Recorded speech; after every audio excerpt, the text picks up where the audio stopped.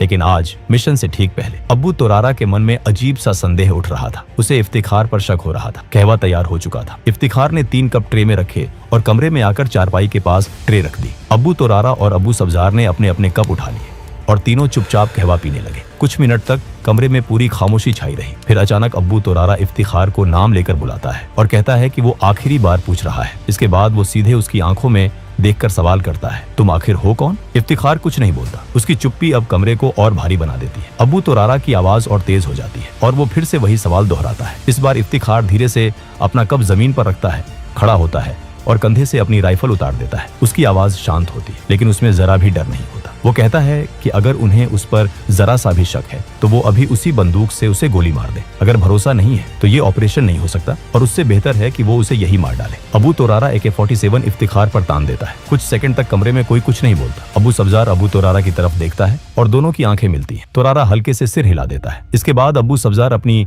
AK-47 नीचे कर लेता है। दोनों फिर से अपने अपने कप उठाते हैं। उसी पल पिस्तौल लोड होने की आवाज गूंजती है। अगले ही पल 2 गोलियों की आवाज उस छोटे से कमरे को हिला देती। इफ्तिखार अपने कपड़ों के अंदर छुपी 9 mm पिस्टल निकाल चुका था। पहली गोली अब्बू तुरारा के सिर में जाती है और दूसरी गोली अबू सब्जार के सिर में। दोनों खूंखार जमीन पर गिर पड़ते हैं। कुछ ही सेकंड में साउथ कश्मीर के 2 सबसे बड़े आतंकियों की कहानी हमेशा के लिए खत्म हो जाती है।